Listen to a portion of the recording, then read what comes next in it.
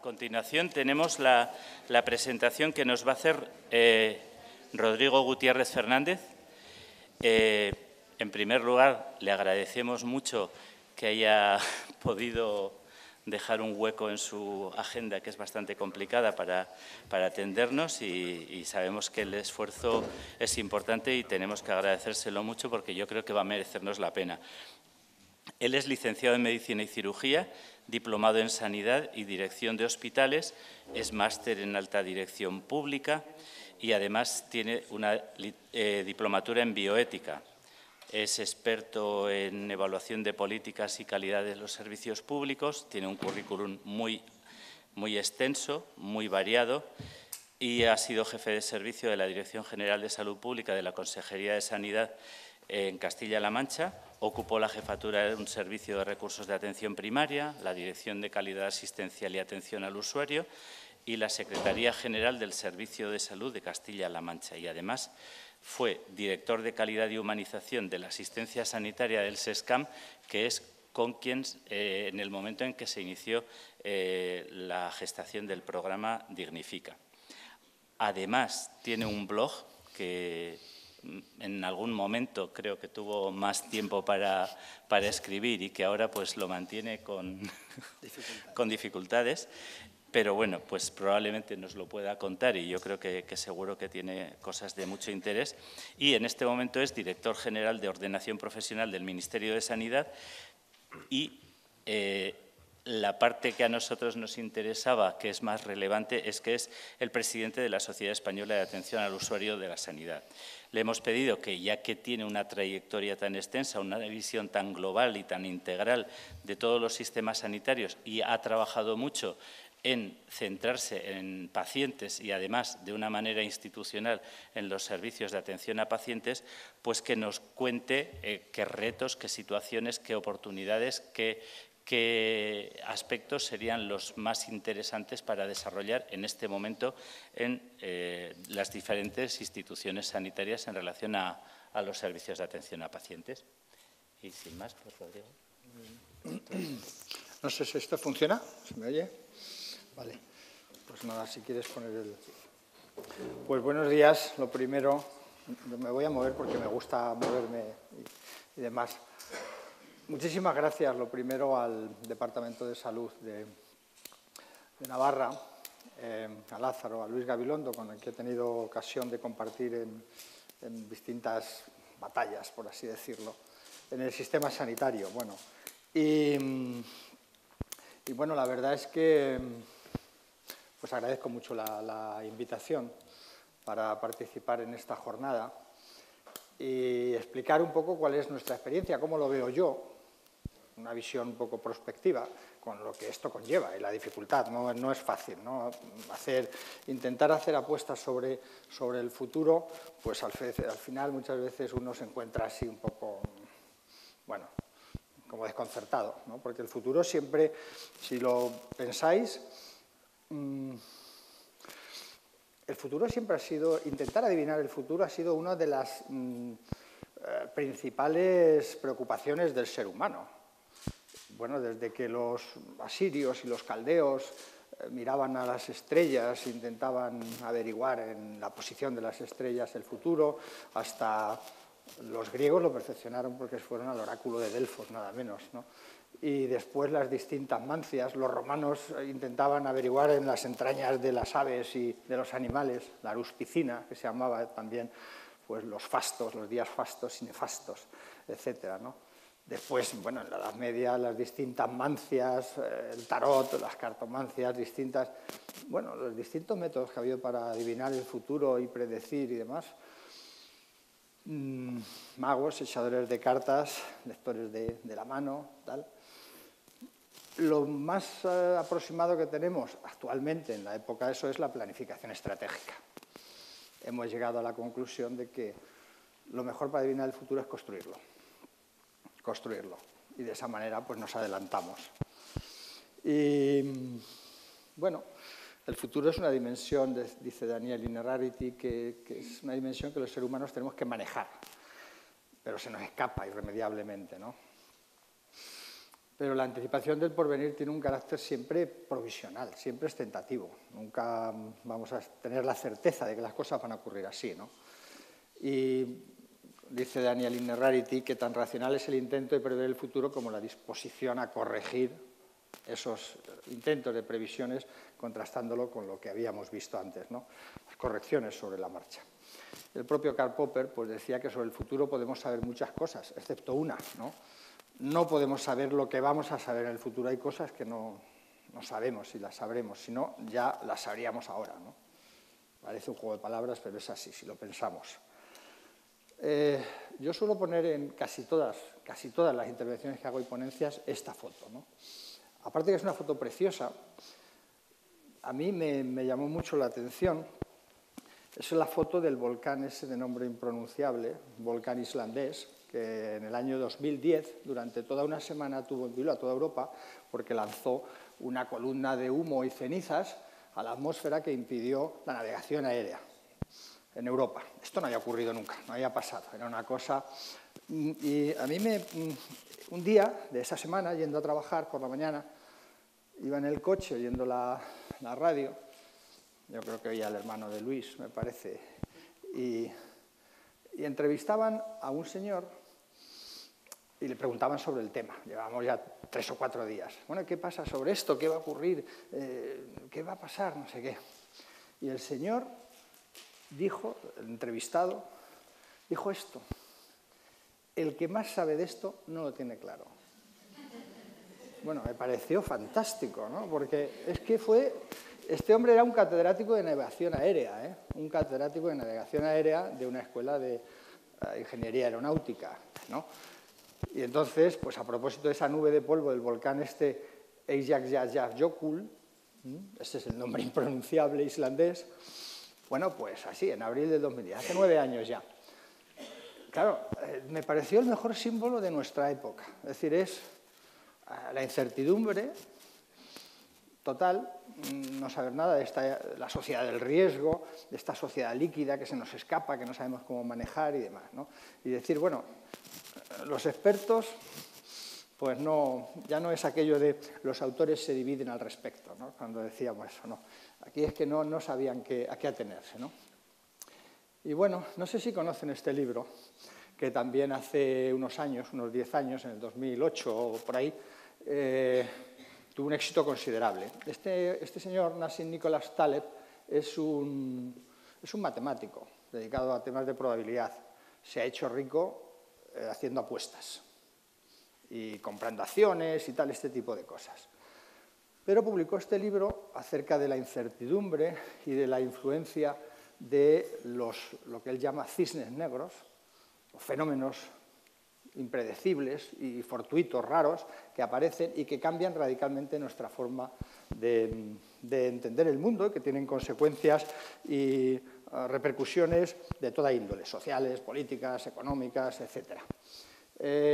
Él, bueno, es un libro muy recomendable, además ha publicado después otras cosas. Este ha sido un éxito, un bestseller internacional y demás, ¿no? Está en libro de bolsillo, si os interesa. Él dice que un cisne negro tiene los siguientes atributos. Es un caso atípico y raro que se encuentra fuera del ámbito de las expectativas regulares porque nada de lo que está ocurriendo, de lo que está pasando, señala o apunta que pueda ocurrir. En segundo lugar, tiene un impacto extremo, ¿no? Con repercusiones de toda índole. Ya digo que produce efectos claros. Bueno, la semana pasada se conmemoraron 30 años de un cisne negro impresionante, que fue el nacimiento de la web, de la World Wide Web, ¿no?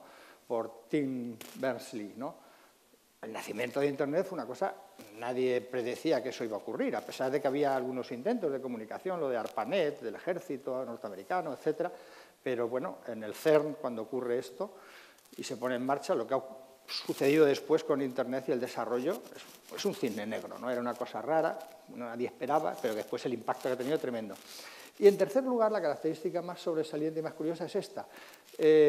Una vez que ha pasado, todo el mundo dice, bueno, si esto se veía venir, esto se veía venir. Todo el mundo encuentra explicaciones, ya lo decía yo, sí, todo apuntaba a que, bueno, esto en La Mancha, Yo soy de un pueblecito de Toledo, no es La Mancha propiamente, pero está cerca de los montes, pero bueno, Castilla-La Mancha, tenemos una parte de Castilla y otra parte de La Mancha. Bueno, pues en La Mancha dicen un refrán, perdonadme la expresión, pero dice, a cojón visto, macho seguro. Bueno, pues esto es lo de las explicaciones de su presencia. Se llama predictibilidad retrospectiva. Una vez que ha pasado, dice, bueno, sí, ya lo sabíamos. Vale. Bueno, pues estos son los cisnes negros. Yo, por unas circunstancias, esto no sé si pasa, no pasa. Sí. Bueno, esto es sobre la SEAUS, esto es la publicidad. Por circunstancias de un cisne negro, y dices, ¿por qué se llama cisne negro? Pues porque hasta el año 1770 todo el mundo pensaba, el mundo occidental, que los cisnes eran blancos, solo había cisnes blancos.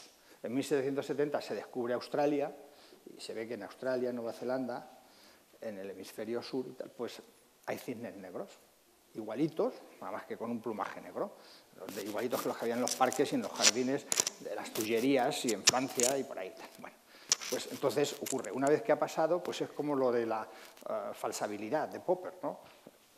Todo lo anterior hay que revisarlo. Bueno, pues esos son los cisnes negros. Bueno, por un cisne negro yo llevo 8 o 9 meses en el ministerio, ocurrió, y me llamaron, yo estaba en Castilla-La Mancha tranquilamente, al frente de una dirección general con un nombre precioso, ¿no? Dirección General de Calidad y Humanización de la Asistencia Sanitaria, nada menos, ¿no?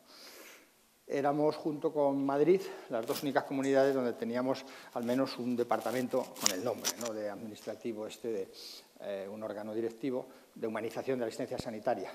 Bueno, en muchos lugares, en muchas comunidades autónomas y servicios de salud, existían ya también servicios o direcciones donde se estaban llevando a cabo iniciativas o programas como esto que hemos visto, que tenéis vosotros desde hace un año y algo, creo, ¿no? Pero con el nombre y demás, pues fue en la legislatura de 2015, ahora 2019, las dos únicas comunidades autónomas que con una diferencia de 10 días en los boletines oficiales correspondientes se publicó esta estructura, ¿no? Bueno, y como digo, pues en junio del año pasado, el equipo del Ministerio pues, me llamaron para formar parte y en esta aventura, ¿no?, de la Dirección General de Ordenación Profesional.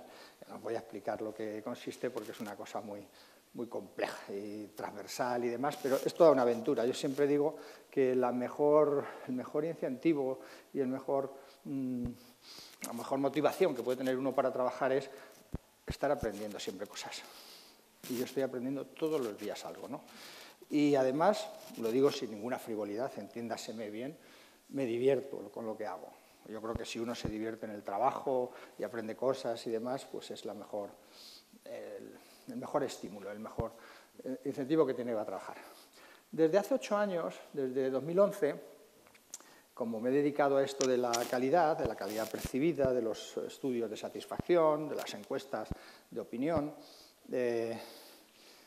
los servicios de atención al paciente, usuario, cliente, ciudadano, etcétera, según las distintas denominaciones, pues yo me asocié a la Sociedad Española de Atención al Usuario de la Sanidad, que no sabía ni que existía, en el año 2002, cuando se produce la transferencia de los servicios sanitarios a Castilla-La Mancha, y como estaba trabajando en ese tema, pues me afilié, me asocié a la SEAUS. Y bueno, en el 2011, por avatares y circunstancias diversas, pues me eligieron presidente en Zaragoza, en el congreso que tuvimos en Zaragoza. Esta es un pantallazo de la página web, esta es la dirección de la página web de la sociedad, y nació en el año 1989, eso significa que vamos a cumplir ahora 30 años, nada menos. Estamos todavía, yo le decía ayer a Luis Gabilondo, al director general, que estábamos buscando el sitio para realizar nuestro congreso de este año, el 30 aniversario. Lo haremos seguramente en octubre, a finales de año. Y yo le decía que Pamplona podría ser un buen sitio para realizar el congreso, ¿no?, de la SEAUS, el 30 aniversario. Tenemos, pásame Lázaro, por favor, algunas publicaciones que se pueden descargar de la página web. Esta es la primera, línea estratégica básica en atención al usuario. Pasa, por favor. otras dos guías, una guía sobre el marco conceptual y organizativo de los servicios de atención al paciente, atención al usuario, y estas también, que son unas recomendaciones sobre el ejercicio del consentimiento informado, los documentos de voluntades anticipadas y las quejas y reclamaciones, que tradicionalmente eran cosas que hacen los servicios de atención al paciente. Estos se pueden descargar de la página. Y esta es otra publicación que hay, que hicimos. Tenemos una asociación con la Asociación de Administrativos de la Salud, y conjuntamente hicimos esta pequeña publicación también hace un par de años, ¿no? Y luego, finalmente, hay una publicación un poco más grande, que es un libro, que se puede encargar y tal también, que es un libro con distintos contenidos, claves para la gestión de atención al usuario del servicio de salud. Bueno, a esto nos dedicamos, ¿no? Es una sociedad pequeña, fundamentalmente somos unos 200, no llegamos a 200 socios. Tiene más implantación en Cataluña. Hay un número importante de enfermeras, trabajadores sociales, técnicos en cuidados auxiliares de enfermería, administrativos y unos cuantos médicos, algún psicólogo también, bueno, personal variado, gente que ha trabajado en servicios de atención al usuario o al paciente, ¿no? Bueno, pues en abril del 2011 hicimos esta declaración de Zaragoza de atención al usuario. Y quiero señalar algunas de las cosas que aparecen aquí. Estos 10 puntos, ¿no? Decíamos que era necesario potenciar y mejorar la información y la accesibilidad a los ciudadanos, a las personas enfermas, a los pacientes. Facilitar información para la toma de decisiones, comunicar, implicar al usuario en la atención sanitaria de calidad y segura, facilitar o mejorar la participación individual y colectiva. Hablábamos entonces de la garantía de los derechos y fomentar la dignidad en los procesos al final de la vida. Lo llamamos ahora muerte digna, etcétera, ese acompañamiento. Hablábamos de la necesidad de tener en cuenta las innovaciones tecnológicas, tener en cuenta los determinantes sociales y la salud en todas las políticas, la intersectorialidad. Hablar de responsabilidad compartida para la sostenibilidad del sistema sanitario por parte de los propios ciudadanos y, finalmente, potenciar los servicios de atención al paciente o atención al usuario. El desarrollo de algunos de estos puntos en información para la toma de decisiones, básicamente decíamos que era importantísimo para esa toma de decisiones informadas el reconocer que es un derecho y una competencia de los pacientes, y es sobre todo, pues es indispensable una condición sine qua non para poder ejercer la autonomía de la voluntad, uno de los derechos, de los principios de la bioética, ¿no? Facilitar la corresponsabilidad y reducir las desigualdades. Implicación del usuario en la atención sanitaria de calidad y segura. Bueno, pues para ello hay que potenciar la formación y la información de los pacientes, utilizar su propia experiencia y fomentar la implicación en su propio proceso. Es decir, la corresponsabilización conlleva también oír lo que dicen, escuchar, no solo oír, escuchar a la gente, saber lo que las personas quieren y cómo lo ven, ¿no? Lo veremos en alguna diapositiva también. Pero muchas veces damos por sentado que conocemos perfectamente lo que quieren los pacientes y no suele ser así. A veces sí, pero otras veces hemos diseñado nuestros servicios, nuestros procesos y nuestros sistemas sanitarios más pensando en los propios profesionales que en los pacientes, en muchas ocasiones. Y esto hay que tenerlo en cuenta, ¿no? Y la innovación tecnológica, bueno, pues hoy es impensable que podamos... Las organizaciones deben potenciar las tecnologías como herramientas, ¿no?, para facilitar esa información, gestionar procesos, ayudar a esa toma de decisiones compartidas, posibilitar la participación y comunicar los resultados en salud, ¿no? Yo creo que hay que posibilitar e incrementar la interactividad con los usuarios, ¿no? Bueno, como se veía ya hace unos años, en el año 2001, han transcurrido ya 18 años, en este informe famoso del Instituto de Medicina norteamericano, Cruzando la brecha de la calidad, hablaba de cómo tenía que ser el sistema sanitario en el año 2020. Estamos ya ahí, ¿no?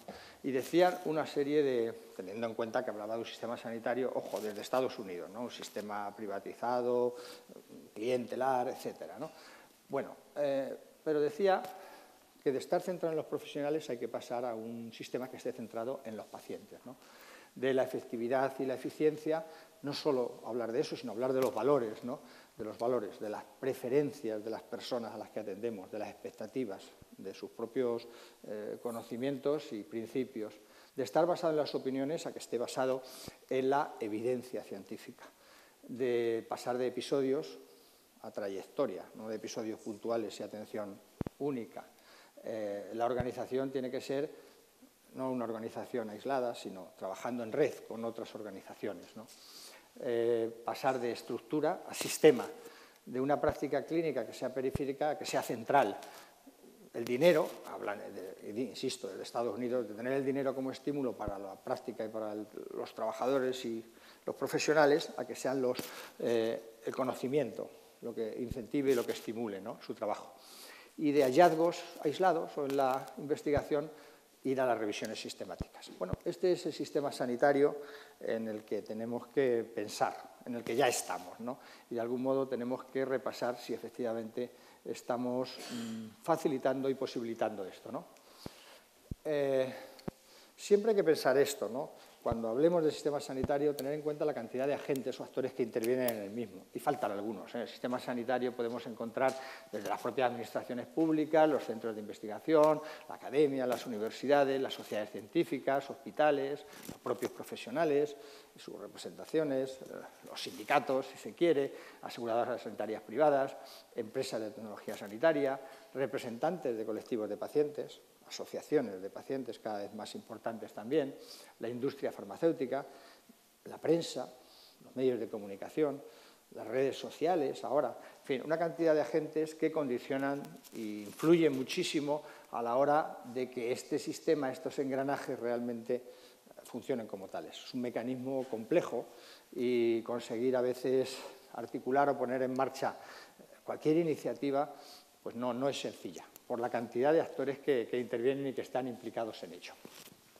Bueno, esto nos debe hacer pensar, y es una cosa que también a la hora de planificar, ahora en la responsabilidad que actualmente ocupo, pues en cuál tiene que ser el perfil de los profesionales del futuro, ¿no? Partiendo de una publicación que se hizo en el año 2009, hace 10 años, la OMC hablaba de los médicos del futuro, pero yo creo que es algo que se puede hacer extensivo a todos los profesionales y a todas las personas que trabajan en el sistema sanitario. ¿Cuál debe ser el perfil de esos profesionales de este 2020, ¿no? Que decía ahí? Pues tiene que ser un profesional que trate enfermos y no enfermedades, que tenga en cuenta esa individualidad, que tenga una actitud crítica, que sea comunicador, empático, que sea responsable tanto individual como colectivamente y socialmente, que tome buenas decisiones, que sea capaz de hacerlo, que sea líder del equipo asistencial también, competente, efectivo, seguro, honrado, que se pueda confiar en él, que esté comprometido con el paciente y con la propia organización en la que trabaja, ¿no? Y que viva los valores del profesionalismo. Nada menos, ¿no? Pero es como para, no sé, de vez en cuando, hacérnoslo mirar nosotros mismos, mirar hacia adentro. Cumplimos esto, tenemos estas cualidades, estas virtudes, este perfil. Bueno, pues eso es lo que tenemos que... Este señor, que es caballero, Sir John Muir Gray, uno de los padres de la medicina basada en la evidencia, ¿no? Dice, sostiene, que siempre todos los sistemas sanitarios están en crisis. Siempre, en cualquier momento. Y él dice que, ¿por qué? Pues porque siempre hay necesidades de recursos crecientes.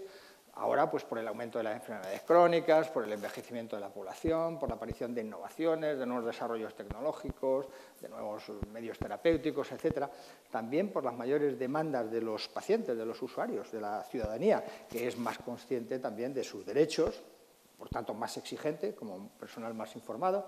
Tiene menor tolerancia también pues, a los retrasos, a la espera, a los errores también y a lo que perciben que puede ser una baja calidad asistencial. Y bueno, pues en este contexto, él alude a lo que esta economista de la salud, con este nombre oriental, pero es norteamericana, Sun Mei-Chen, supongo que con antecesores chinos, ¿no? Ella, en este libro, que se publicó también hace unos años, Curando América, The Healing of America, dice, habla de las 3 leyes universales de los sistemas sanitarios. Y son las siguientes. En primer lugar, dice, en cualquier momento, en cualquier parte del mundo, y da igual el sistema sanitario, puede ser Osakidetza, Osasunbidea, CatSalut, Sergas, Sescan, el que sea. Cualquier sistema sanitario de un país, de un territorio concreto en particular, siempre va a haber personas que se quejen del mismo. Primera ley, ¿vale? Para tenerlo claro. Segunda, no importa cuánto dinero se gaste tampoco en la asistencia sanitaria. Los médicos, pero bueno, los médicos, las enfermeras, los gerentes, todos los hospitales dirán que no es suficiente. El nivel de decibelios, además de las quejas que se hagan, solo está débilmente relacionado con lo que un país, un territorio, una organización gasta en salud. A veces, cuanto más se quejan, no siempre, es el refrán ese, ¿no? No siempre el que más se queja tiene más razón. Y por último, tercer lugar, yo creo que son las pilas. No sé. En cualquier momento, en cualquier parte del mundo, siempre habrá alguien que diga hay que hacer una reforma sanitaria o un pacto para la sanidad. Os suena, ¿no? Esto de vez en cuando, siempre, en cualquier momento. Lo cual significa que lo que se ha hecho antes pues ha fracasado, ¿no? Esa es la prueba de que ha fracasado.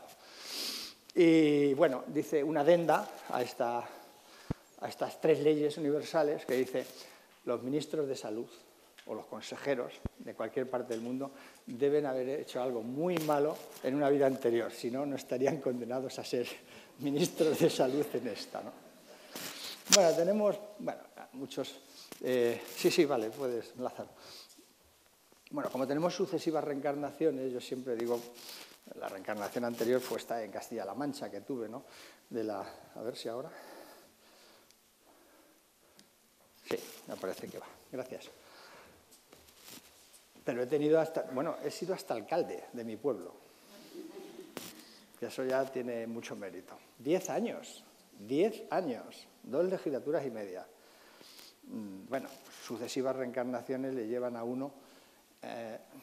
hay una anécdota, y perdonadme la digresión, de creo que era un banderillero, un miembro de la cuadrilla de Rafael el Gallo, el torero. Y este hombre, pues, llegó a ser, le hicieron gobernador civil de Cádiz, creo. Cádiz, Málaga, bueno, no me hagáis caso y tal, pero Cádiz. La anécdota es verídica, ¿eh? Y este hombre, pues justo acabada la guerra civil, en los años 40 o así y tal, le hicieron gobernador civil. Y un periodista va y le preguntó, ¿y cómo ha llegado usted a gobernador civil? Y dijo él, dice, pues ya usted, degenerando. Esto fue lo que... Bueno, pues degenerando llega uno a director general de ordenación profesional. Bueno, la gente lo que quiere en última instancia es esto, una asistencia sanitaria con más valor. ¿Definamos esto? Bueno, pues hay muchos intentos, muchas definiciones. Michael Porter es uno que lo está hablando de definiendo el valor de la asistencia sanitaria. Pero en cualquier caso, según esos grupos de interés y esos agentes que participan, para cada uno su concepto de valor de la asistencia sanitaria es diferente. Desde la perspectiva de los pacientes, que es la que ahora estamos considerando, pues yo creo que el valor de la asistencia sanitaria no solo tiene que ver con los resultados, no solo con lo que al final consigamos, si le hemos curado o no le hemos curado, si le hemos quitado el dolor, las molestias, las incomodidades que tenga, etcétera, sino también el proceso, es decir, la forma en que se les trata y que se les atiende, ese proceso de atención, ¿no? Personas que tienen que ser atendidas con un servicio que saben que tiene un elevado grado de efectividad técnica y de eficiencia, pero que al mismo tiempo, lo señalaba en su presentación Luis también, tiene que ser único, íntimo, personalizado, individualizado, ¿no?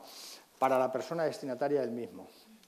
El consejero de Extremadura, José María Vergeles, que es médico de familia, dice una cosa que es muy acertada. Ahora que hablamos, dice, la medicina personalizada, dice, a mí no me gusta ese nombre, llamémoslo medicina de precisión, o genómica, lo que queramos, pero porque la medicina personalizada es la que hacemos nosotros directamente, persona a persona, cuando atendemos a la gente. Esa es la medicina personalizada. Lo otro pues será medicina individualizada, de precisión única, etcétera, etcétera, lo que queramos, ¿no? Entonces, esto es importante, tener en cuenta que para los pacientes la forma en que se le presta la atención, llamándole por su nombre, preguntándole por su entorno, por su contexto, cuáles son sus preferencias, sus valores, su historia, lo que antes era la anamnesis personal directamente que se ha perdido, ¿no? Y en eso es a lo que llamamos ahora deshumanización de la asistencia sanitaria. Y esas cosas que ya estaban y que existían son las que hay que recuperar, ¿no?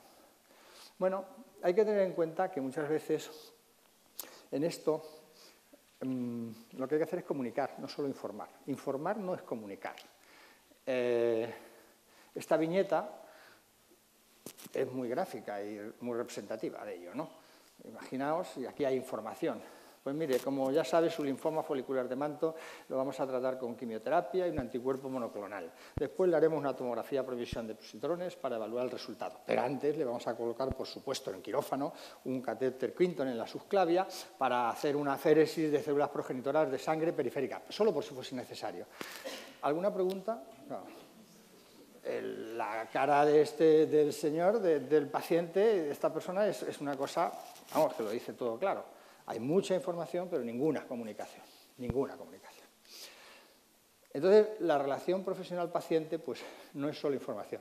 Esta foto es preciosa, a mí me encanta. Es una foto de una enfermera atendiendo a una persona con tuberculosis en el año 1927, en Nueva York. Bueno, pues no es solo información. La relación profesional-paciente, o antes médico-paciente que decíamos, pues hay que comunicar.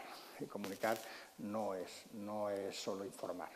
Decía Pilar Miró, que fue una eminente cardiópata, murió por una enfermedad cardíaca, y ella entendió perfectamente en qué situación se encontraban las personas que le atendían, los profesionales que le atendían. Era asidua, lógicamente, de los servicios sanitarios y decía, claro, es que lo que le pasa es que el personal sanitario, que tiene que estar día a día trabajando, viendo casos, viendo personas, viendo enfermedades y demás, tiene la difícil tarea de que tiene que hacer compatible y compaginar la cotidianidad, la rutina diaria, con la excepcionalidad que supone para un paciente en un determinado momento pues ser atendido y que quiere que sea ese acto único para él, individualizado, dirigido, etcétera, ¿no? Y hacer compatible eso no es fácil, porque lo que espera es un ajuste de expectativas, lo que hay que conseguir. En eso consiste esa relación profesional-paciente, ¿no? Bueno, yo soy muy aficionado al cine, no sé si habéis visto esta película que se llama Donnie Brasco, ¿no? Cuenta la historia de un gángster de Nueva York y bueno, el hijo se muere, el hijo es Johnny Depp, el hijo de Al Pacino, y en un momento dado muere su hijo y él dice, los médicos tienen 40 diplomas en la pared, pero no saben decirte ni una palabra. Una cosa como muy... A veces es así, ¿no? Porque la palabra pues no se la hemos dado a los pacientes, ¿no? Cuando queramos saber su opinión ya se la daremos, ¿no? Bueno, bien. Decía, doctor, quiero elegir mi tratamiento, quiero elegir cómo ser tratado. Dice, bueno, usted no solo está enfermo, usted delira. ¿Ya? Claro. Bueno, pues un poco esto es lo que ha ocurrido hasta hace relativamente poco tiempo. En esta publicación que hizo hace unos años Angela Coulter, donde decía que había que hacer realidad, que había que llevar a la práctica de verdad la toma de decisiones compartidas, y esta publicación que se llamaba Ninguna decisión sobre mí sin mí. Esta es la autonomía de la voluntad, realmente, ¿no? Decía Angela Coulter que tenemos que redefinir el papel de los pacientes para enfatizar y destacar sobre todo el valor de la emancipación, la autonomía y la autoayuda, dice, en vez de la pasividad y la dependencia que había hasta ahora. Bueno, en esta publicación, que es un libro colectivo también, que publicaron Muir Gray y Jörg Girenzer hace unos años, se puede descargar, está por internet si lo buscáis, es un libro colectivo con distintos capítulos. El libro se llama Mejores doctores, mejores pacientes, mejores decisiones, visionando o viendo la atención sanitaria en el año 2020, un poco la fecha esta que hemos puesto, ¿no? ¿Cómo trabajarán, uno de los capítulos, cómo trabajarán juntos en el año 2020 los pacientes y los profesionales sanitarios? Y lo llamaban un manifiesto para el cambio. y daban una serie de consejos que sintetizaban en 3, que son estos que están aquí. Primero, acceso abierto. Acceso abierto, comunicación, y ahora con los medios informáticos, con la historia clínica compartida, la accesibilidad a la carpeta de salud, etcétera, etcétera. Bueno, hay que dar porque la información contenida ahí es de los propios pacientes, ¿no? En segundo lugar, no desaprovechar las oportunidades para educar, para formar a los propios pacientes, para enseñarlos, decirles dónde se encuentran, ayudarles en este complejo sistema sanitario a navegar en los sistemas y en las organizaciones de salud que hemos diseñado, que lo tenemos que hacer conjuntamente con ellos, ¿no? Y tener en cuenta también la sabiduría de las multitudes. Ahora, bueno, pues las opiniones, que ahora las podemos medir muy rápidamente y muy fácilmente, hombre, siempre y cuando tengamos una muestra de un tamaño razonable. Ayer hablábamos de la sabiduría de las multitudes, Luis Gabilondo y yo, pero bueno, a cuenta de otra cosa, ¿no? Estas de el TripAdvisor y estas encuestas que se hacen para distintos temas que piden opinión por las redes, ¿no? Por sintetizar, acceso abierto, no desaprovechar las oportunidades para educar. Bueno, y aquí esta foto, esta es mi madre y mi hija mayor. Es una foto que hace un par de años, mi madre tiene 83 años y se maneja con la tablet bueno, de los grupos de WhatsApp es un poco preocupante porque manda unas cadenas y unas cosas de estas que es una locura. Pero esto lo pongo por lo de la educación y la formación, porque a veces cuando se habla muy alegremente de la brecha digital, es que la brecha digital es que no acceden tal. Bueno, las personas mayores tienen o a la nieta, o a la pareja, o al joven, o a un hijo, o a una hija, o a un vecino, o una vecina, que les puede enseñar y les puede decir tal y cómo buscar. Y eso es importante. Entonces tenemos que ser conscientes de eso, ¿no? Cuando llega una persona mayor no tenemos que dar por sentado que no va a poder acceder a Internet, no va a conocer tal, no va a tener recursos y tal. Esto cada vez es menos cierto, ¿no? Lo de la brecha digital. Aquí yo les preguntaba, digo, ¿qué estabais haciendo aquí? La foto la hizo mi otra hija pequeña. Y dice, no, le estaba enseñando a la abuela aquí a cerrar pestañas, porque tenía un montón de pestañas abiertas ahí, no sabía cómo hacer con eso, pero bueno. Y bueno, pues nada, me parece que era una foto bonita y ponerla como ejemplo también de esto, ¿no? Bueno, esta es la sabiduría de las multitudes. Esta es una foto del 15M, nada menos, pero bueno, en la Puerta del Sol de Madrid. Bueno, pues esas 3 cosas, ¿no? Acceso abierto, comunicación franca, directa, transparencia, educar y formar a la ciudadanía, a la población, a los pacientes y tener en cuenta las opiniones, la sabiduría de las multitudes. Bueno, esto es bueno recordarlo, siempre hay que saber de dónde venimos. ¿De dónde vienen los servicios de atención a pacientes, los servicios de atención al usuario? Este es el plan de humanización de la asistencia sanitaria que se publicó en el año 84 por parte del INSALUD, antes incluso de la Ley General de Sanidad, año 84. En este plan de humanización, o sea que no es nueva la cosa de la humanización, pues ya se hablaba entonces. Es bueno recordarlo. Se puede descargar también, si os interesa, en PDF, está colgado por ahí, lo buscáis y está aquí. El Ingesa lo tiene, este es el enlace. Decían ya que la enfermedad genera, tanto en los pacientes como en el entorno familiar y social, una situación de indefensión, de vulnerabilidad, que le hace sentirse desvalido. Por ello, hay que hacer un sistema sanitario lo más humano posible. La propia tecnificación de la medicina, la despersonalización, pues daba componentes para que el paciente se sienta frecuentemente desvalido, decía, frente a esa situación que no domina, ¿no? Bueno, entonces, en el plan aparecían una serie de elementos o instrumentos y tal, entre los cuales aparecía la creación de un servicio de atención al paciente, pero ya había una comisión de humanización de la asistencia. O sea, que esto es una cosa que... A ver, esto caminamos siempre a hombros de gigantes. O como decía Eugenio Dors, creo que era, lo que no es tradición es plagio. O sea, que ya esto hay que tenerlo en cuenta. Pero fue cuando se empezó a hablar de las encuestas de poshospitalización, de señalizar el hospital, fue cuando se empezaron a poner maestros y maestras, profesores en los hospitales infantiles, favorecer unión madre-hijo ingresado, la biblioteca para los pacientes, la biblioteca que ha sido premiada ahora y tal, ¿no? Información sobre autopsias y donación de órganos, entonces, citación horaria en consultas externas, ampliación del horario de visitas, comida de los pacientes a la carta.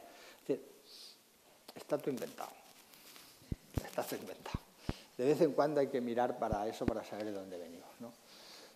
Los servicios de atención al paciente, que lo hacía depender directamente de la dirección del hospital, todavía no existían gerentes, porque el decreto que creó la estructura de la dirección gerencia, dirección de enfermería, dirección médica, dirección de gestión y servicios generales fue posterior. Entonces decía, dependiendo directamente de la dirección del hospital, el servicio de atención al paciente tiene que acoger y orientar al paciente y familiares, el plan de acogida, este que decíais por ahí.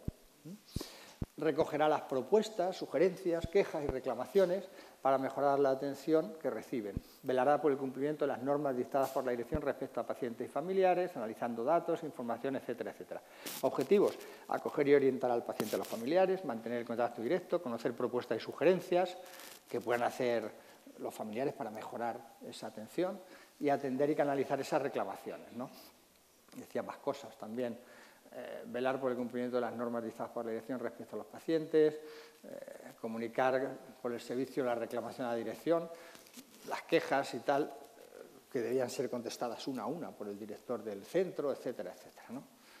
Y decía hasta la composición de la estructura que tenían que tener. Según los hospitales, si tuvieran más de 500 camas o menos de 500. Un médico, una enfermera, un trabajador social, todavía se llaman asistentes sociales, 1 o 2 administrativos, según el tamaño, y bueno, era una orientación flexible, ¿no? Registrar todos los casos, un teléfono público conocido, en fin. Y el servicio de paciente decía que tenía que tener un horario de 4 horas, de 10 a 14 horas.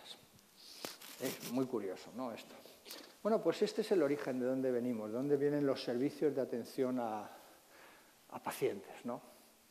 Y aquí también me gusta, por saber de qué hablamos, esto de la terminología, ¿no? Habréis oído hablar de usuarios y usuarias, de clientes, de consumidores, de pacientes, de beneficiarios. La gente todavía hay mucha gente que habla del beneficiario de la seguridad social. Y el sistema sanitario, aunque no se financia ya por las cuotas patronales y de los trabajadores y tal, pues se financia con cargo a los impuestos, pues sigue hablando de beneficiarios, de contribuyentes o de ciudadano o ciudadana. O sea, hablamos de un derecho, de una prestación del Estado. Por tanto, bueno, pues a veces para referirnos a la misma persona podemos utilizar cualquiera de estos términos. Y es importante saber cómo, a mí lo que más me gusta es ciudadano, ciudadana, obviamente, ¿no? Ciudadano, ciudadana, enfermo, con necesidad de cuidados, etcétera, ¿no? Esto a mí me recuerda también mucho a esto. Esta es una ilustración de Alicia a través del espejo, la segunda parte de Alicia del País de las Maravillas, cuando Humpty Dumpty le dice a Alicia, cuando yo uso una palabra, quiere decir lo que yo quiero que diga, ni más ni menos. Dice, hombre, la cuestión, dice Alicia, es si se puede hacer que las palabras signifiquen tantas cosas diferentes. Bueno, la cuestión es saber quién manda, eso es todo. Con un cinismo atroz, pero muy de esta época también, de las fake news y estas cosas, ¿no? De todas formas, yo es que sigo pensando en eso, soy muy estructuralista, ¿no? El nombre de las cosas forma parte de las cosas. Entonces hay que saber siempre y ser preciso a la hora de referirnos a unas u otras cosas, para darle más visibilidad, menos visibilidad, etcétera. No es casual los nombres que ponemos, ¿no? Es importante. Y esto es lo que decía yo al principio, ¿no? Que con mucha frecuencia damos por supuesto que los objetivos e intereses de los expertos, de los clínicos, de los gestores sanitarios coinciden con los de los pacientes usuarios, pero hay estudios que demuestran que solo en algunos casos existe una correlación apropiada entre las decisiones técnicas de gestión y las percepciones de los pacientes. Tenemos que tenerlo en cuenta y hay que preguntar sencillamente, ¿no? El cliente, bueno, esto lo decía un banco en el año 2003. El cliente, el paciente, el usuario, el ciudadano, pues ya no es uno, su diversidad exige un trato diferente. No es fiel, puede elegir otras opciones en muchos casos. Se comunica por los canales que cree conveniente. Tiene una amplia idea financiera, decía el banco, pero también de sanitaria, de salud, y una opinión bien fundada. Busca asesoramiento, si no lo sabe por él, busca información. No admite la intransigencia, no admite la arrogancia, aprecia la humildad en el trato, busca la rentabilidad de las relaciones, busca que le sorprendan positivamente, quiere soluciones. no quiere problemas, quiere que le seduzcan, decían. Claro, estaban buscando clientes, ¿no?, el banco. Es la razón de nuestra existencia y siempre, siempre, siempre dice tiene la razón. Esto lo pueden decir los bancos, nosotros no. Yo lo que digo es lo siguiente. El paciente no siempre tiene razón, el paciente o la paciente, pero hay que permitirle que se equivoque con dignidad. La persona a la que atendemos no siempre tiene razón, porque puede desconocer la organización que hemos hecho, el proceso asistencial, las derivaciones, cómo tiene que ir, dónde está tal sitio, tal otro, etcétera, porque es muy complejo, pero hay que permitirle que se equivoque con dignidad y orientarle. Una de las funciones de los servicios de atención al paciente, tradicionalmente siempre ha consistido en velar por sus derechos, por las prestaciones a los que tiene que acceder, mejorar la accesibilidad, facilitarle, bueno, antes la historia clínica, ahora se puede acceder seguramente por a través de la carpeta de salud, directamente lo puede obtener, etcétera. Pero siempre el ejercicio de sus derechos y la orientación y acompañamiento, etcétera. Todas esas son funciones que tienen que hacer los servicios de atención al paciente. Y tiene mucho que ver, por supuesto, con la humanización. Lo dice desde sus orígenes. Otra cosa es que nos hayamos venido centrando pues, en los últimos años. Claro, los servicios de atención al paciente tienen eso. Pues 30 y tantos años, 35 años. Y claro, en 35 años ha pasado una cosa. En primer lugar, todos nos hemos hecho mucho más mayores. Eso es lo primero. Claro, cuando la gente dice, no, es que 20 años no es nada, eso lo hizo un tango solo. Y los argentinos ya sabéis que mienten mucho en eso. Bueno, pues son muchos años. Han cambiado las generaciones, han cambiado las herramientas, los instrumentos que tenemos, la consideración y el trato que tenemos que hacer. Y eso es fundamental. Las organizaciones que están realmente orientadas al cliente o a las personas a las que atendemos, pues tienen que tener en cuenta pues, a los clientes, por un lado, tener vinculación, poner en marcha planes de fidelización, de organización de los procesos, diseñar los servicios, segmentar la clientela, saber a qué atendemos. Esta es la organización por procesos, ¿no? Gestionar la lealtad, implantar y medir resultados, proceso de conocimiento de los clientes, evolución de la lealtad.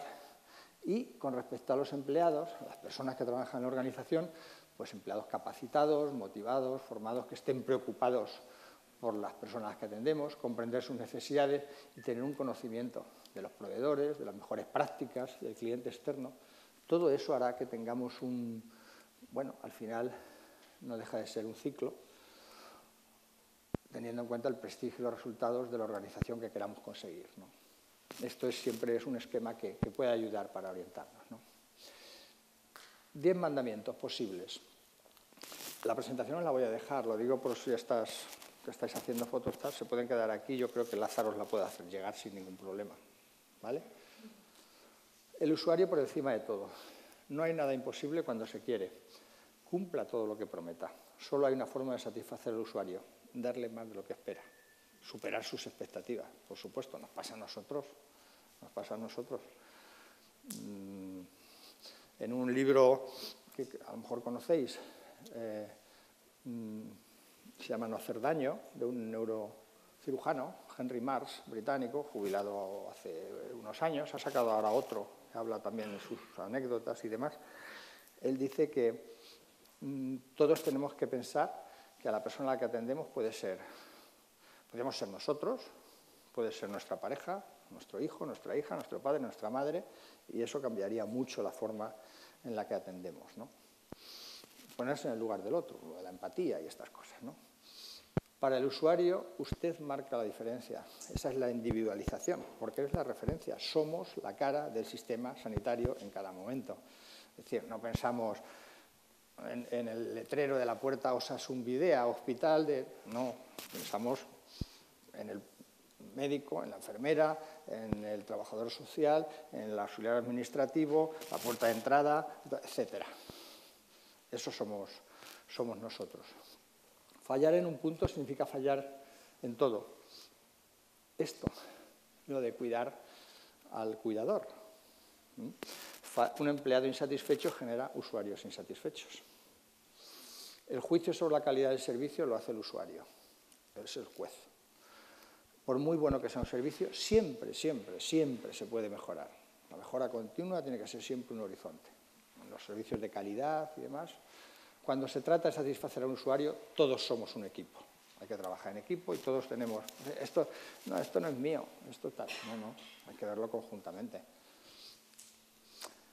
Y nosotros en el SESCAM, hace unos años, pusimos en marcha esto. Decíamos que cuál era la actitud que tenían que tener, el estilo que tenían que tener los servicios de atención al paciente, las unidades. Pues esto, decíamos, hay que tener siempre una actitud de servicio, de ayuda, de colaboración, no dar oportunidad a la pregunta, adelantarnos, ser proactivos, anticiparse, facilitar, no dejar ninguna pregunta sin respuesta, ser resolutivo.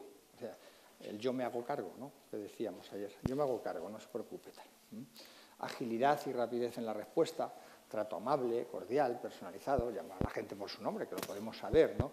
Atención individualizada y positiva, naturalidad, continuidad en la atención, seguimiento del problema, orientar, dar ideas, facilitar. En el año 2008, un psiquiatra de Harvard, Michael Camp, publicó en el New England Journal of Medicine, en mayo del 2008, un artículo que se llamaba Etiquette-Based Medicine, medicina basada en la etiqueta, en los buenos modales, etiqueta como de buenos modales, en la educación, ¿vale? Haciendo un juego de palabras con lo de Evidence-Based Medicine, medicina basada en la evidencia. Y decía 6 cosas, ¿no? 6 consejos en los hospitales. Dice, ¿qué hay que hacer? Llamar a la puerta de la habitación, pedir permiso para entrar, esperar a que pase. Entonces, presentarse, en segundo lugar, incluso, bueno, pues enseñar la chapa, decir, soy fulanito de tal y tal. En tercer lugar, saludar, dar la mano al paciente o a la paciente, que esté. Incluso decía, con guantes si es necesario. Sí, pues puede ser una persona que tenga una enfermedad o algún proceso dermatológico, algo. Bueno, pues si es necesario se ponen unos guantes y salga. En tercer lugar. Cuarto lugar, sentarse al lado en la cama o eso y sonreír, si es apropiado, sonreír. A lo mejor no están las cosas como para sonreír. En quinto lugar, decir qué papel estás cumpliendo. Soy el residente tal, soy la enfermera del turno de tarde, soy el auxiliar que he venido de tal, o soy de la dirección que hemos venido, estamos viendo lo que sea, ¿no? Y por último, sexto lugar, preguntarle cómo se siente a la gente. ¿Cómo está usted? ¿Está bien desde que ha ingresado? Tal. Bueno, esas 6 sencillas cosas que son... Claro, es que estamos llamando humanización a algunas cosas que son de pura educación. Educación y cortesía. Y buenos modales, ¿vale? Urbanidad, que decían nuestros abuelos, urbanidad. Bueno, a mí me da igual, si lo llamamos humanización, ya digo, con las palabras a veces somos muy exagerados, pero vale, recuperemos esa actitud, el de la medicina basada en los buenos modales o en la etiqueta. Los 10 componentes básicos de un buen servicio se han estudiado en la calidad percibida por muchas empresas y muchas organizaciones. Seguridad, credibilidad, comunicación, mantener bien informado al cliente utilizando un lenguaje oral y corporal sencillo, ¿no?, que pueda entender. La jerga técnica que utilizamos muchas veces, bueno, es la viñeta, acordaos de la viñeta esa del señor que le tenían que hacer esa plasmaféresis y demás. Comprender al cliente, saber, no se trata de sonreír siempre, ¿no?, mantener una comunicación que permita saber qué desea, cuándo lo desea, cómo, hacer un esfuerzo por ponernos en su lugar. Y accesibilidad.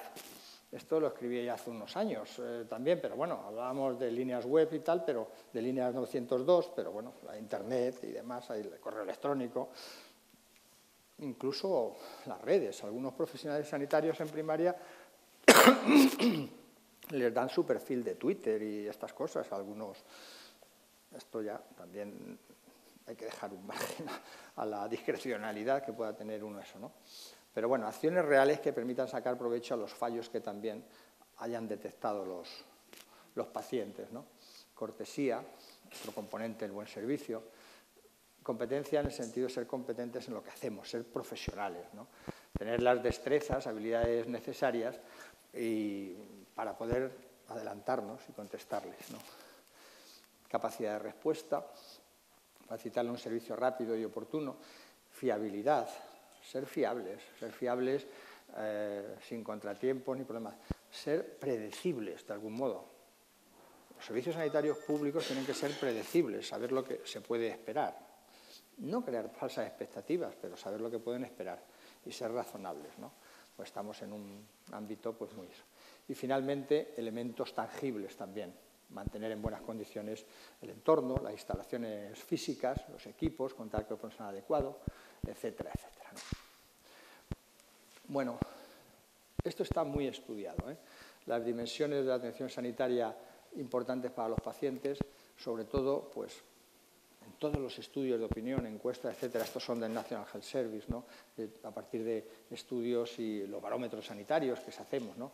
Accesibilidad a cuidados eficaces, respeto, privacidad, intimidad, coordinación de cuidados, información, comunicación y formación, comodidad. Luis, nada, encantado, muchas gracias. Hasta la vista. Apoyo emocional, implicación de la familia y amigos, transición y continuidad de los cuidados. Bueno, esto es lo que esperan, esto es lo que esperan en general los pacientes, no solo en el Reino Unido, también por aquí, ¿no? Esto seguramente lo habréis visto, el iceberg de la calidad. Bueno, pues muchas veces cuando recibimos quejas o reclamaciones, pues solamente la parte de arriba, no todo el mundo presenta una queja o una reclamación. Aquí hay disconformidades o quejas latentes, ¿no? Que hay que tener en cuenta, ¿no? Esta es de hace unos años, que se ha seguido manteniendo, que fijaos que siempre en 5 o 6 temas o asuntos son los que generan el 80 o más de las reclamaciones. Y esto es una constante en todas partes. Esto es el Servicio de Salud en el año 2011 y esto en los años 2015, 16 y 17, en total de reclamaciones y quejas que había. Y estos 5 motivos, es decir, listas de espera, citaciones, demora en la asistencia, organización y normas o disconformidad con la asistencia de tratamiento recibido, suponen el 84% de todas las quejas y reclamaciones. Es decir, la gente sabe muy bien lo que quiere, ¿no? Esta es la sabiduría de las multitudes. Al final, agrupando, tú haces un pareto de estos y te das cuenta que centrándote al menos en 2 o 3 cosas de estas, vamos a ser más eficientes porque vamos a conseguir que se reduzcan esa disconformidad, ese malestar, ¿no? Bueno, para responder a las reclamaciones, pues no voy a descubrir nada, pero hay que recibir amablemente, mantener la tranquilidad, transmitir confianza y seguridad. Estoy hablando del front line, ¿no? de la trinchera, del contacto directo. Hay que transmitir confianza y seguridad, escuchar activamente, evitar una postura a la defensiva, realizar preguntas abiertas, cerradas para conocer realmente, delimitar el problema, confirmar y verificar con el usuario que hemos comprendido el motivo de su reclamación y resumir, situando la gravedad del asunto en su justa medida, ¿no? No todo el mundo tiene la misma graduación en la valoración de los problemas. Pedir disculpas y si hay una verdadera explicación, que no sea una justificación, hay que ofrecerlas, ¿no? Y finalmente, lo más importante es buscar... Ya me he pasado un poco, ¿no, Lázaro? Tenemos café después. Bueno, si me vais a disculpar 5 minutos más. Si está en nuestra mano o derivarlo a la persona competente, pero siempre ofreciendo sobre todo la mayor certidumbre posible, ¿no? Eso es lo que hay. Si se ha producido un error, pues hay que reconocerlo, aunque no sea, digamos, culpa nuestra, responsabilidad nuestra. Hay que enfrentarnos con calma y seguridad, si es posible anticiparnos, contactar con el usuario, no esperar a que se dé cuenta de que ha habido un error de cualquier tipo, ¿no? Adoptar una actitud competente, no hay que rajarse las vestiduras, ¿no? Ni hablar desde una posición elevada, un pedestal pongo aquí. Escuchar, no responder a las provocaciones. Es más práctico mantener la calma e ignorar sistemáticamente los ataques y demás. Pedir disculpas, dar una buena explicación, tomar medidas necesarias para evitar que se repita el mismo error y ahora hacer un esfuerzo para ofrecer al usuario una compensación justa si fuese posible. Y dar las gracias y finalmente porque... como decía una compañera nuestra, citando un libro, que decía, una queja es un regalo, porque es verdad que muchas veces nos sirve para mejorar. Un error siempre es más instructivo, digámoslo así, se aprende más de los errores que de los aciertos. Son cosas que tenemos que corregir, ¿no? Y finalmente, unas diapositivas sobre el papel que tienen que jugar los pacientes. Los pacientes son más activos, están más empoderados, digamos, son más exigentes, tienen más conocimiento. Esto es algo que viene ya desde hace unos años, el British Medical Journal lo ha dicho en muchos artículos, hablan hasta de la revolución, dejad que comience la revolución del paciente, ¿no? E incluso pues tiene otra, dice, poder para la gente. Dice, ¿qué puede aportarnos la revolución centrada en los pacientes, ¿no? Y sobre todo las tendencias del aumento de población con enfermedades crónicas, la mayor transparencia, las tecnologías digitales, lo que hablábamos al principio, ¿no? Esto. Hace unos años, Richard Smith también, hace ya 20 años, este era entonces el director del British Medical Journal, y decía que, bueno, está en marcha una revolución y que hay que considerar a los pacientes o ciudadanos como socios, partners, y su contribución en la atención sanitaria, en la provisión de servicios, la investigación y las decisiones políticas son esenciales. Esa es la consideración que tenemos que tener ahora, ¿no? También preguntarnos si los pacientes los oímos de verdad, ¿no? ¿Los estamos oyendo? ¿Estamos escuchando a los pacientes lo que nos dicen? ¿Y por qué es importante? Hace unos años yo leí este artículo que se llamaba 8.760 horas. ¿Qué significa 8.760 horas? 8.760 pues son las horas que tiene un año, 365 por 24. Es decir, nada, comparado con los profesionales sanitarios, en realidad, interactúan con las personas con enfermedades crónicas solo unas pocas horas a lo largo del año. Pensad, una persona con una enfermedad crónica pues tiene que ir a una serie de revisiones o consultas o por la medicación, la tarjeta sanitaria, la receta electrónica, tal. Bueno, al final, ¿cuántas horas? 5 horas, 10 horas al año. El resto del tiempo, los pacientes están solos, se cuidan a sí mismos, es decir, con los consejos que les demos, con lo que puedan conocer, lo que les hayan dicho, con su familia, con sus cuidadores, cuidadoras, profesionales o no, etc. Entonces, por eso es importante tenerlo en cuenta, ¿no? Ya en la Declaración de Barcelona, en el año 2003, que colaboramos, la SEAUS colaboró, hablábamos de esto, de información de calidad contrastada, respetando la pluralidad de las fuentes, de que las decisiones tenían que estar centradas en el paciente, que había que respetar los valores, su autonomía, que la relación estuviera basada en el respeto y en la confianza mutua, formación y entrenamiento específico en habilidades de comunicación para los profesionales. Es decir, ya hablábamos de todo esto, de participación de los pacientes en determinar las prioridades de la asistencia sanitaria, tener en cuenta su opinión, democratización formal de las decisiones sanitarias, reconocer a las organizaciones de pacientes, las distintas asociaciones, grupos, colectivos de enfermedades concretas o plataformas como agentes de la política sanitaria, mejorar el conocimiento que tienen los pacientes sobre sus derechos básicos y garantizar el cumplimiento de esos derechos básicos de los pacientes. Esa era la Declaración de Barcelona del año 2003, que ha habido pues, estudios y demás para comprobar en cada sitio si se estaban cumpliendo o si estaban alcanzando o no, ¿no? Albert Jobel, la referencia en este sentido, él como médico y como paciente, porque él decía que conoció el sistema sanitario desde ambos lados, desde una posición vertical y otra horizontal. Horizontal como paciente y vertical como profesional sanitario, ¿no? Y decía en este informe del 2008, la voz de los pacientes tiene que ser escuchada. Y destacaba una cosa, que muchas veces hay unas paradojas, decía, la mayor parte de los ciudadanos españoles desconocen cómo está financiado y organizado el Sistema Nacional de Salud.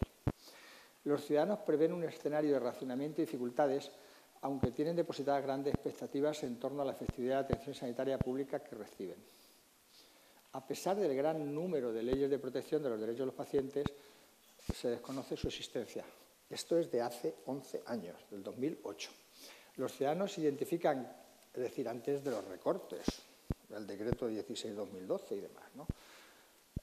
Carencias financieras, pero también, ojo, les pregunta si está usted dispuesto a pagar más impuestos y dice que no. Los ciudadanos sostienen que el presupuesto global permite realizar transferencias hacia la sanidad. Dicen que los quiten de defensa, es lo que se suele decir, o que lo quiten yo qué sé, de las dietas de los políticos o que supriman no sé qué organismos. Siempre se dice eso. Bueno, a pesar de que hay carencias y tal, hay una gran confianza en las instituciones sanitarias. Los profesionales sanitarios, sabéis que junto con los educativos, los maestros, maestras, etcétera, tal, son los más valorados en todos los estudios de opinión del CIS y demás, ¿no? Y finalmente, a pesar de la existencia de asociaciones de pacientes, algunas autoridades sanitarias y parlamentos no tienen en cuenta sus opiniones.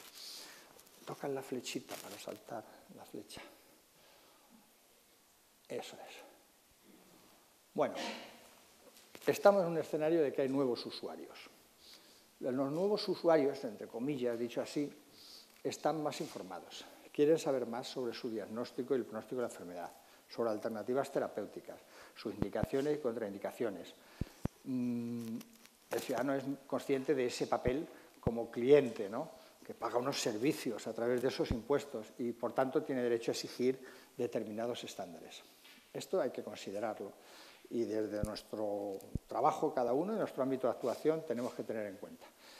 Esto se está traduciendo, o se ha traducido en los últimos años en lo que se llama el empoderamiento de los pacientes, ¿no?, la capacitación y el dar mayor capacidad de decisión a los pacientes, ¿no? Quieren mayor transparencia, mayor participación e implicación en la toma de decisiones. Ojo, esto no todos ni todas, ¿eh? Esto convive con algunas personas que dicen lo que usted me diga. Yo hago, sí, no, yo soy el primero, ¿eh? El primero que llego y tal, y llegó un compañero o compañera, es verdad que tenemos puertas traseras y cosas así, que son las ventajas que tenemos los que trabajamos en las organizaciones sanitarias. Eso es alguna cosa que tenemos que hacérnoslo mirar también. Y decimos, oye, yo hago lo que me digas, me someto a las consideraciones y tal, y toma tú las decisiones por mí, ¿vale? Porque aquí lo que ha pasado es lo siguiente. Hasta el siglo pasado, lo que pasaba era el médico, generalmente médico, paciente, pues el médico tenía conocimiento procedente de la ciencia, de su práctica clínica, experiencia, etc. Y los pacientes, pues bueno, pues de los amigos, vecinos, que le decían lo que fuera, de revistas generales o de opinión y demás. Y, como veis, vertical, asimétrica, unidireccional. Esto se ha convertido ahora, en la actualidad, el profesional sanitario sigue pues, teniendo conocimiento de práctica clínica, de la ciencia, etc. Pero el usuario, ya no he puesto paciente, he puesto usuario. El usuario, la ciencia, también es más informado, tiene un mayor nivel cultural y formación. Internet, que lo ha cambiado todo. Internet con datos más fiables cada vez y de mayor calidad y con motores de búsqueda más precisos. Internet es una selva, uno se puede perder también y más una persona, un profano, pero cada vez hay datos de más fiabilidad y páginas web más aconsejables, ¿no? Y sobre todo la experiencia colectiva de los pacientes, las asociaciones de pacientes, que tienen una capacidad de información tremenda. Por tanto, esto ahí, como veis, bidireccional, es una relación ya no tan asimétrica, es más, menos vertical, menos desigual. Los pacientes están más informados, estos son los factores clave que ya hace unos años decía Kevin Dean, hablando de la salud conectada, ¿no? La tecnología sanitaria, el envejecimiento, las enfermedades crónicas, ya se venía anunciando esto hace unos años, ¿no? Y las TIC, las tecnologías de información y comunicación, pues generaban un enorme potencial para mejorar la asistencia y cambiar la forma de trabajo de los propios profesionales, ¿no? De manera que la principal tendencia en el sector esto que se ha llamado ahora la salud digital o e-health y tal, es el aumento y el incremento de la implicación de los propios pacientes en su salud, en la gestión de su salud, la autogestión. Por tanto, lo que aquí se decía antes, el paradigma de la era industrial, los profesionales sanitarios eran vistos como la fuente exclusiva de conocimiento médico, de conocimiento sanitario. Bueno, pues actualmente los pacientes, los familiares, las redes, los sistemas que generan también son recursos fundamentales también de la asistencia sanitaria y hay que tenerlo en cuenta. La experiencia colectiva de los pacientes, la patient experience, que se llama ahora, que no es solamente la encuesta de opinión de lo que conocen, es cómo han vivido ese proceso de atención. Ya hay en España al menos un par de hospitales que yo sepa que tienen un director de experiencia del paciente.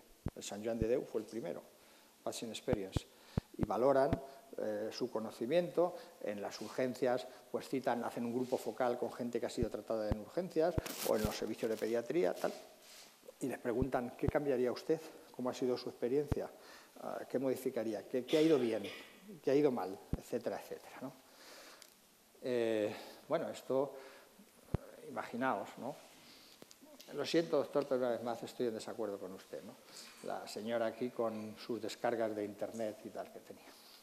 Bueno, esto ya es lo que hemos llamado el paciente corresponsable, activo, comprometido, copartícipe, informado, empoderado, todo esto, ¿no?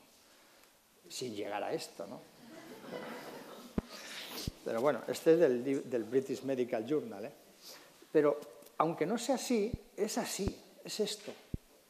Se trata de compartir conocimientos. Esta es la asimetría que se ha reducido al que yo decía. Por un lado, los clínicos, pues que son los expertos en el diagnóstico, en la etiología de la enfermedad, en el pronóstico, en las posibles opciones de tratamiento.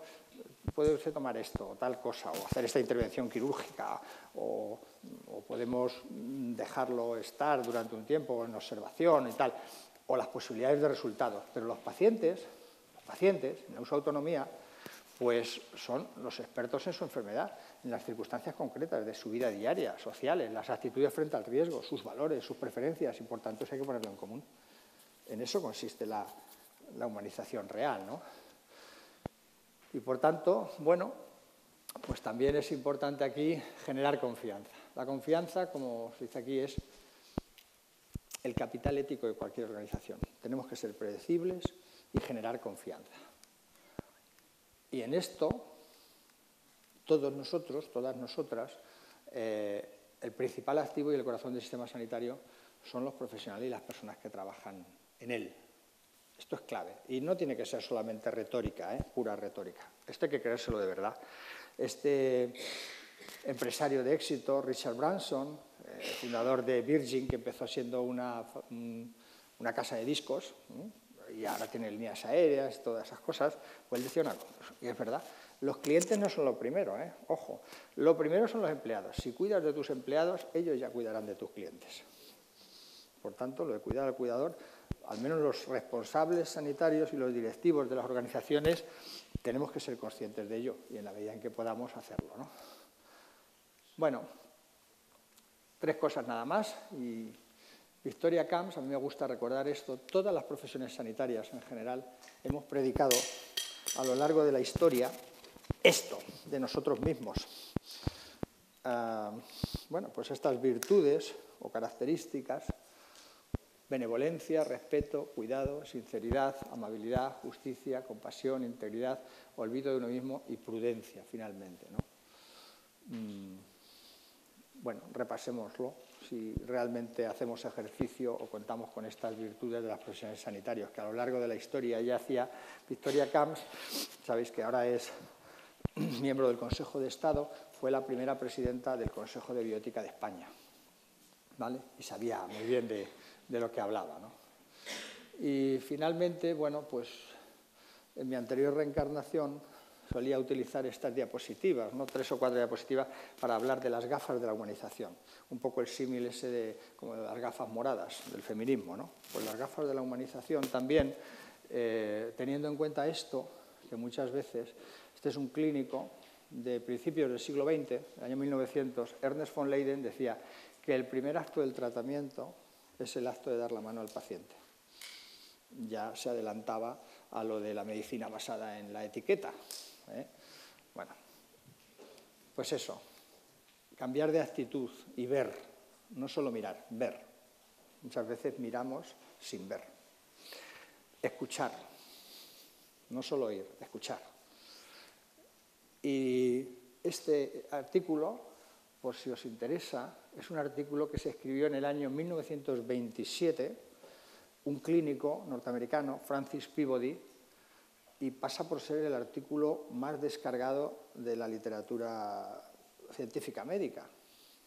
Lo publicó en el JAMA, el Journal of American Medical Association, y hablaba del cuidado del paciente. El cuidado del paciente. Y finalmente decía que el secreto del cuidado del paciente es cuidar al paciente o cuidar del paciente. Eso era todo, ¿no? Y parecía un pleonasmo y demás, ¿no? Una redundancia, pero así es. La fórmula es esta, human to human, H2H, esa es la fórmula. Y la atención centrada en la persona es lo que se puede llamar la humanización, la atención centrada en la persona, que coincide, como veis, con esas dimensiones más valoradas por los pacientes. Accesibilidad, continuidad en la transición de niveles, apoyo a la familia y a los amigos, apoyo emocional, empatía, respeto, confort físico, información y educación, coordinación e integración de cuidados y respeto por las preferencias de la persona. Información y educación, educación de formación, ¿no? Aquí no es la educación de urbanidad o de buenos modales, ¿no? Es fundamental. Estos son algunos de los contenidos que la atención centrada a la persona tiene que tener. Yo elijo 3, que son estos: respeto, compasión y empatía. A mi juicio, esta tríada sintetiza todo lo demás, que habla de independencia, individualidad, integración, implicación, partenariado, privacidad, derechos, confianza, etc. Estos 3, que son respeto. Respeto viene del latín respectus, que significa mirar de nuevo, volver a mirar, mirar atentamente. A veces la etimología de las palabras nos dice mucho. Volver a mirar, no quedarse con la primera vista o mirada sobre una persona a la que atendemos. Revisar la primera idea que nos hacemos de algo. Respetar es tener miramiento. O sea, una expresión que en castellano hay que tener miramiento con las cosas. Bueno, eso es el respeto. La compasión no es tener lástima, no es sentir lástima. Compasión es acompañar en el dolor y en el sufrimiento, compadecerse. Es un sentimiento de tristeza que se siente al ver padecer al otro y que nos impulsa a aliviar su dolor o sufrimiento, a remediarlo o a evitarlo. Y finalmente la empatía. No tengo que explicar lo que es la empatía, ¿no? Capacidad de percibir, compartir y comprender lo que la otra persona pueda sentir. Ponerse en su lugar, en sus zapatos o en su piel, como suele decirse, ¿no? Y, bueno, tener en cuenta cuál puede ser nuestra misión, por qué existimos, siempre tenemos que preguntárnoslo, nuestra visión, a dónde queremos ir, y nuestros valores, qué es lo más importante para nosotros. Algunas sugerencias. Valores estratégicos que yo creo que en todas las organizaciones y en los servicios de atención a pacientes tenemos que tenerlo. Ética, calidad, innovación, creatividad, participación, eficacia, eficiencia, agilidad, servicio, accesibilidad, tiempo, flexibilidad, responsabilidad, seguridad, transparencia, integridad, excelencia, garantía, imagen y confianza. Estas son las cosas que tendríamos que tener grabadas y sobre las que deberíamos trabajar, creo yo, y diseñar nuestras organizaciones. Y sobre esto es lo que básicamente yo quería hablaros, ¿no? Porque esto ya no es así, ¿eh?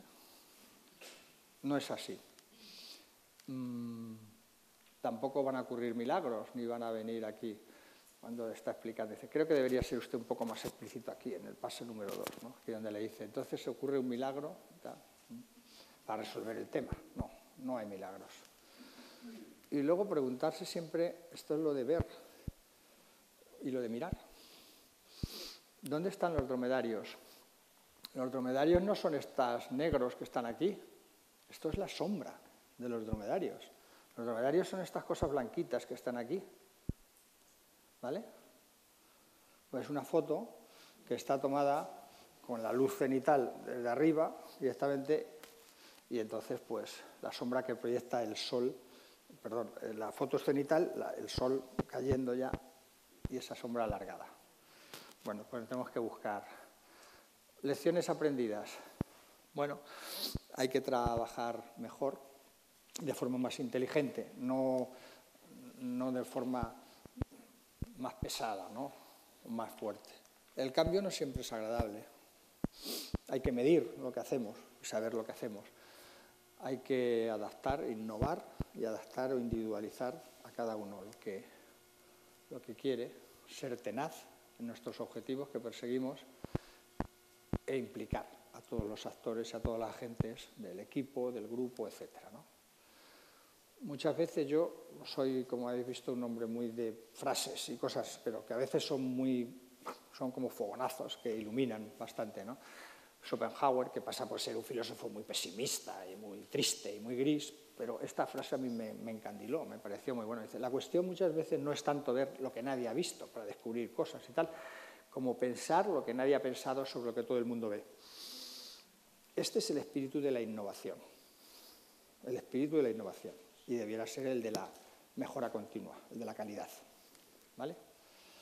Bueno, no os voy a hablar, lo veis después, sobre mito y realidades sobre el cambio, que está ahí, y 6 claves nada más. No es falta de tiempo, a veces es falta de ideas claras, hay que tener decisión, dar siempre ese algo más que podemos hacer, tener rapidez también en la toma de decisiones una vez que hemos pensado hacer las cosas, no tener miedo y tener resiliencia, otro palabra de esos que se ha puesto muy de moda recientemente. El arte del progreso es preservar el cambio en medio del orden y preservar el orden en medio del cambio. Esto lo decía un filósofo y matemático británico que junto con Bertrand Russell escribió esa magna obra a principios del siglo XX que se llamaba Los Principia Mathematica, ¿no? Y nada más. Muchas gracias por vuestra atención.